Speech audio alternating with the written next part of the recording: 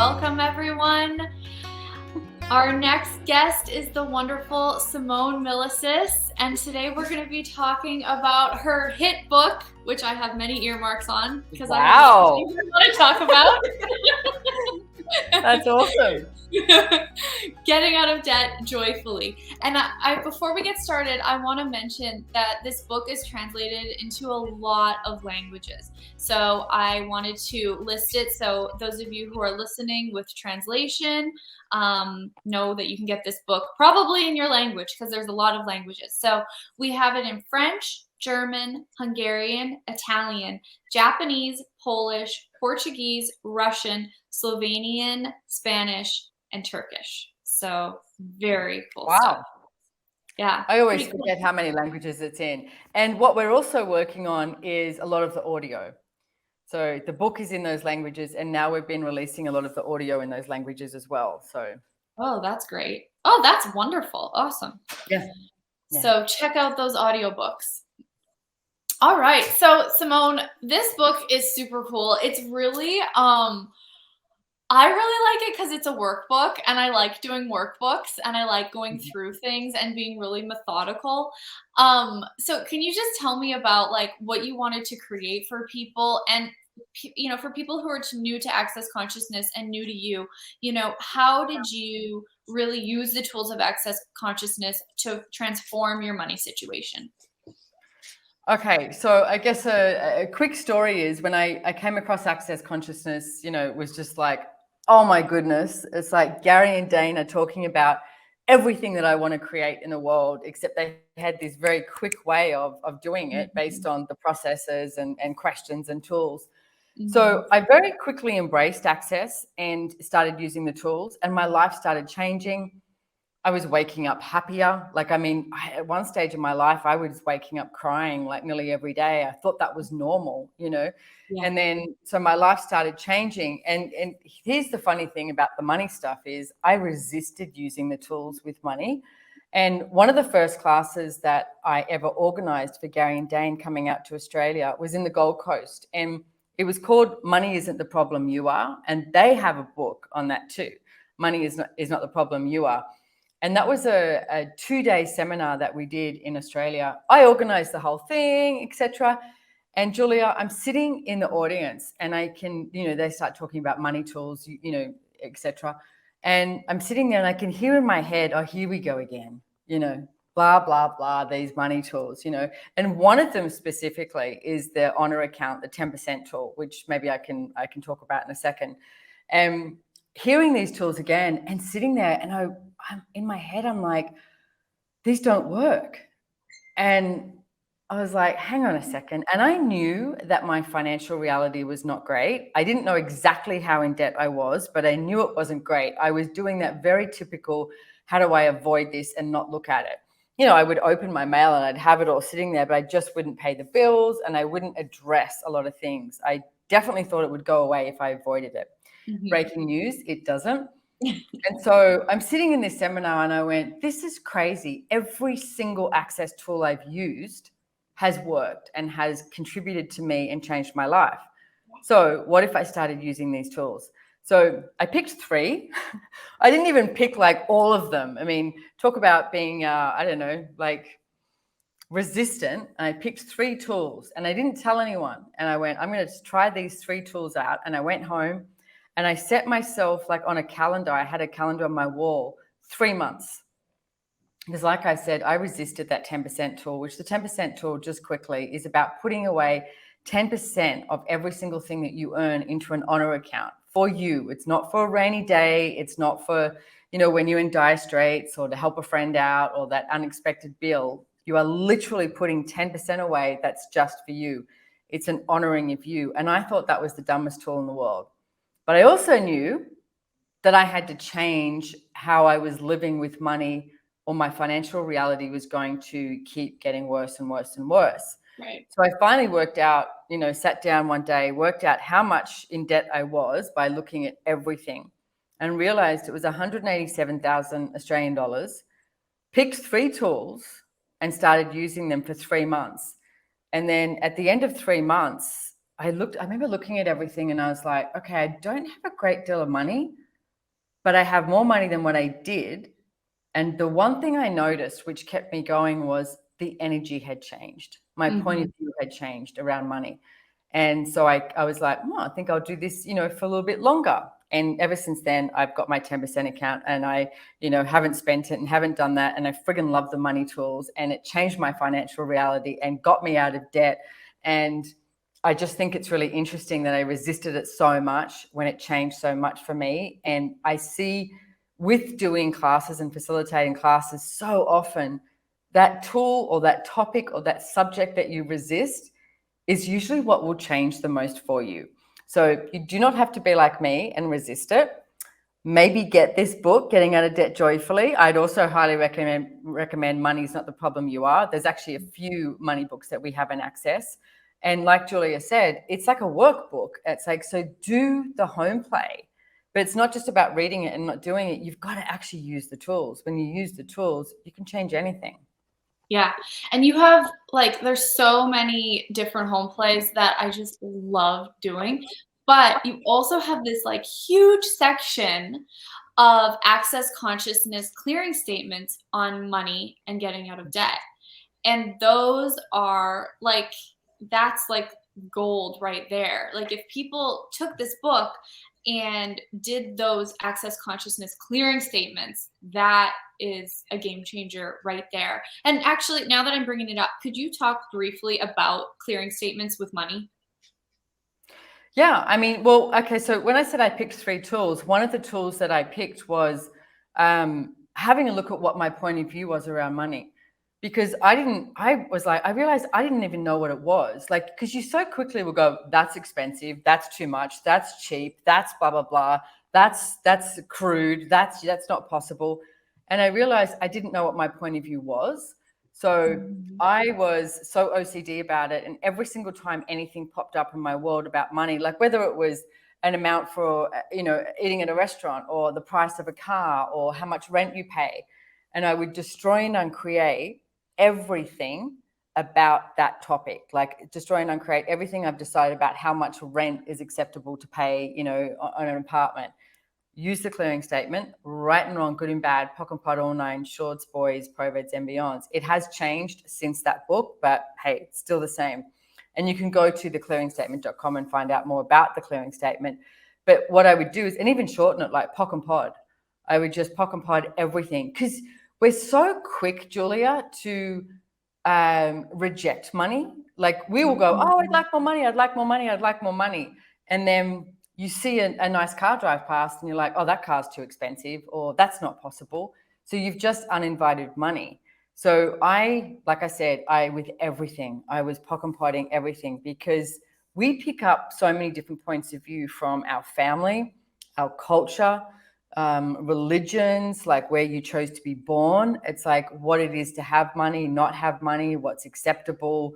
Like a quick story, I was in LA with a friend of mine, and she was looking for an apartment, and I was with her looking for an apartment, and we drove to this area in LA that I would have considered was a little bit more poverty mentality. Mm-hmm. And I remember sort of thinking, going, oh, have I locked the doors, and it's like, oof, do you really want to live here? This is a bit dodgy, And then we drove to this area that was more middle class, which is probably what I grew up in, right? And I noticed when we drove through there, I was relaxed, I was comfortable. I was like, oh yeah, this is nice, because I knew it. That's the energy I knew. And then we went to what's it called? Not Beverly Hills. It's another Bel Air, and it's gated. Right. And we drove through there, and I remember I literally turned around to her and whispered, and I went, "Are we allowed to be in here?" Because I was just like, "Oh my God!" And I was so intimidated by that. And I realized if you have the point of view that you're intimidated by wealth, you don't really want to be around like that poverty scarcity thing, and you're only happy here. That's all you'll ever create. And you won't be able to receive anything from anyone who is, has less money than you or has more money than you. So I would POC and POD it, POC and POD it, POC and POD it, everything that is, so that I could receive from everything and everyone as well. Right. That's awesome. That for me, that has been such an interesting tool, because for me too, I was very comfortable in the middle. And it's like, I remember when I bought a ring from the guild about 10 years ago, and it was a big aquamarine ring. And I was just like, just out of college, living with roommates, and like I had this big aquamarine ring that I had bought with my 10%. And I was like, my friends made fun of me and like called the ring ugly and said it looked like costume jewelry. And like, oh, Julia, you're so weird and eccentric. And I was like, I'm not giving up on having a greater life. And I was like, I would wear that ring. And as uncomfortable as it made me, and as much as people judged me, I was like, what would it take for my life to fit this ring rather than me take off the ring and have a normal life? And that ring actually like contributed to me so much, changing my life and my future. And a lot of what you're saying, like what we're talking about, pocking and potting, using the access consciousness clearing statement along the way, like I have to have something greater. Now, what tools can I use to actually change the way that I'm living to something that I really like? Yeah, and not listening to, your friends and family and the people around you. It's like, that's a great story, Julia. And I'm always like, wow, what would it take for us to live and be surrounded by people who were supportive? Yeah. Who were like, wow, Julia, that's amazing that you got to buy that ring. It's absolutely beautiful and you deserve that and even more. That's the world I want to live in. I know I'm maybe Oh my crazy. gosh, nobody was ever that energy. So kind. I know, but it's like, well, I mean, we're surrounded more by that now. It's Yeah, like, we are. yeah, it's like that kindness and that generosity of spirit. So, I mean, I wrote the book Getting Out of Debt Joyfully because I wanted people to have these tools that they could use, that knowing that they could change their financial reality as well. Because, sometimes I think I created myself to be a financial mess so I could write the book and actually contribute to so many people around the world. Because I did create myself to be a financial mess. And and I say a mess because I really wasn't willing to look at it, and it was messy. If you walk into a room and it's so messy and you can't find anything, I was really good at creating that. It's like, just make it so messy so I don't have to look and see what's actually going on. And one of the things I realized with using all of the tools is, it's these insane points of view that we have that lock us up. If we could figure everything out with our logical mind, we'd have everything we ever desired. But so often we have such an insane point of view around something that's usually not ours.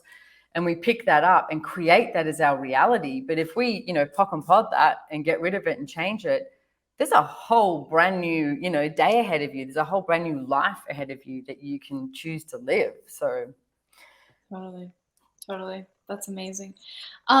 And then at the back of the book, you have some really cool interviews with people from different podcasts and radio shows, and those are really inspirational.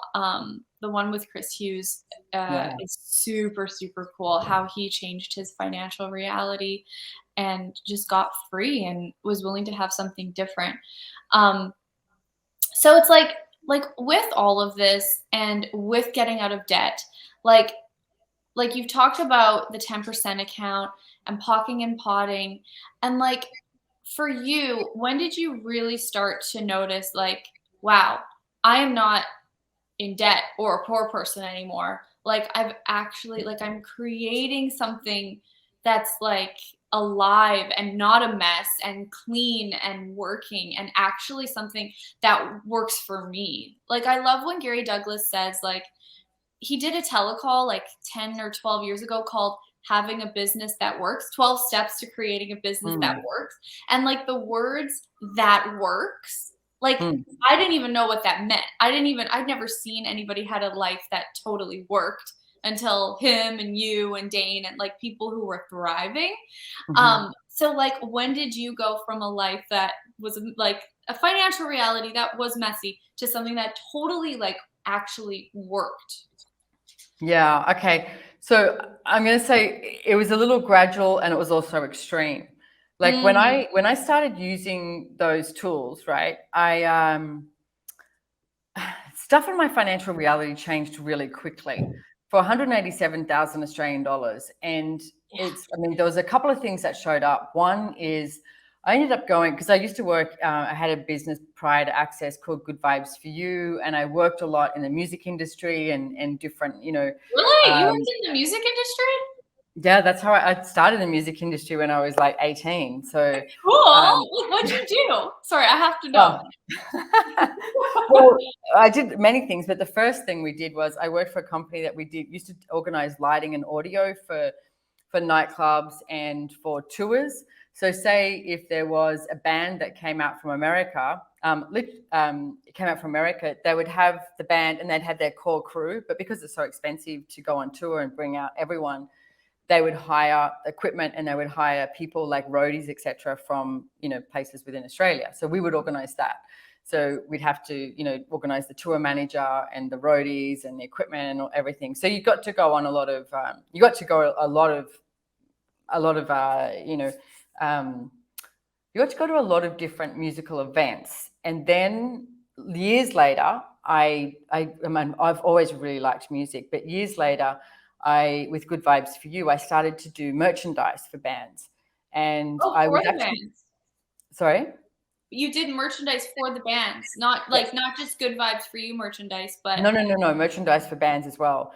And cool. one of the bands I did it for at this stage, it was one of the biggest, artists in Australia at the time. He was number one, and I did his merchandise, and we went on tour for 2 weeks, and I made a bunch of money, really quickly.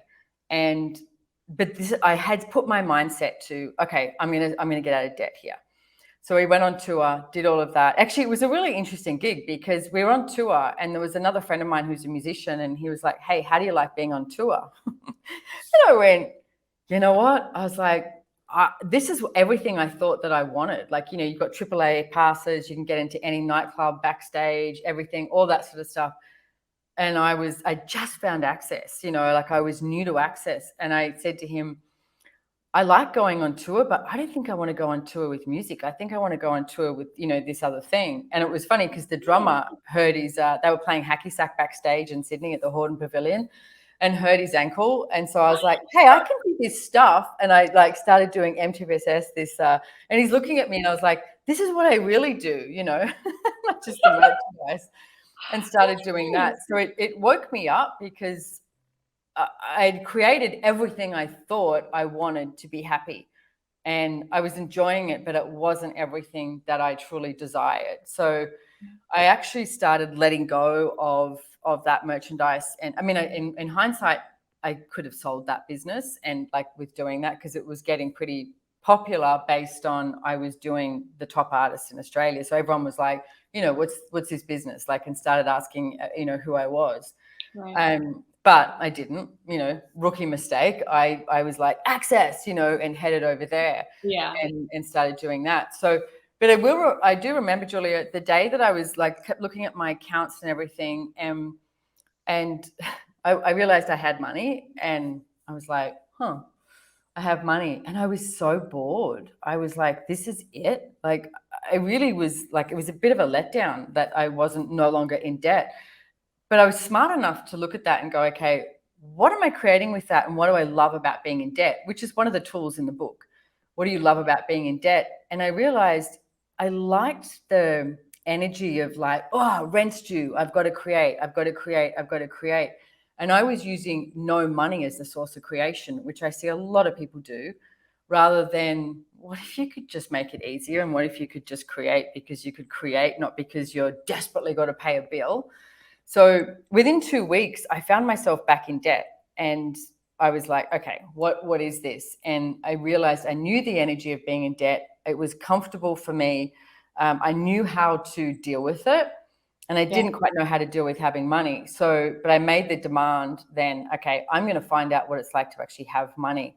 So I still didn't have an ease. There wasn't as you referred to, living this life of where something that works. I was still this up and down yo-yo of how I felt about money and what my point of view was. And I'm going to say it was quite a bit later when I probably had about $30,000 in my honor account. And I remember the relaxation in my world and in my body was oh, okay. And then I was like, okay, now what can I create? What can I choose? Not from this desperate need of needing money. It was more from a relaxation. And ever since then, I mean, I don't think you ever become really complacent with it, with money. Like I have a lot of investments now. I have stock portfolio. I have money, I'm not worried about paying a bill. And yet there's always still more, and not necessarily like going, oh, more money, like this thing. But yeah, I'd like to create a hell of a lot in the world. Like one of the things we have going at the moment is a property in Costa Rica called El Lugar. It's like, man, I wish I had a spare 5 million that I could just throw it, over there so that we could just, finish it straight away rather than taking longer. So for me, there's always something else that I would like to choose and like to create, and not based on greed, just based on what do I want it to be like in the planet, like what do we want to be here on planet Earth? It's like money contributes, money helps. So I'm going to say, if you're listening to this, stop resisting it and start choosing it. You are the source of creation, not money, but by your choices, you get to choose something different and receive something different. Wow, that's so amazing. And it, like, for me, and I will always make this shout out, when I took Business Done Different with you, that's when things really shifted for me and I just stopped thinking about money. Like, all of a sudden, I just didn't care anymore. It just was like, whereas before it was like adrenaline, doggy Yeah. paddle, Yeah. adrenaline, and all of a sudden it was like gone. And I was like, and then I just sort of like watched Will and Grace for about a month. Just sat. And I watched Will and Grace from season 1 to season 8. It's 8 seasons. Right. Yeah. And I watched every episode of Will and Grace. And it took me about a month. And I was just like, okay, I'm just gonna watch Will and Grace. I had enough extra to kind of just keep things moving, and my husband Anthony supplemented whatever else, and I was like, I can chill. So I chilled. And then after that, I started to get bored, and I went, okay, like, now what do I want to create? Yeah. Not for money or from money. Yeah. Like, what is valuable to me? And my whole life changed. And now it's like I'm doing all kinds of different things. I'm realizing what's valuable to me. And I am like doing different things that I love, like floral arrangements and cooking and estate sailing and redecorating my house, like things that I love, along with doing my business in a really easy way. So it is this thing of like the relaxation, and like if you don't have to doggy paddle. And I thought that could never show up. Like, I was just like, it's not possible. I don't believe it. I've heard about it. I don't believe it, and then it actually did change to relaxation. And Gary Douglas once said that he actually said if the staff of Access would relax, we would increase 75%. And I think we all just went, yeah, whatever, don't be ridiculous. And it's taken years. Like, he said that years ago. And I've noticed how many of us have started to relax, and we won't, and then we do, and then we won't, and then we do.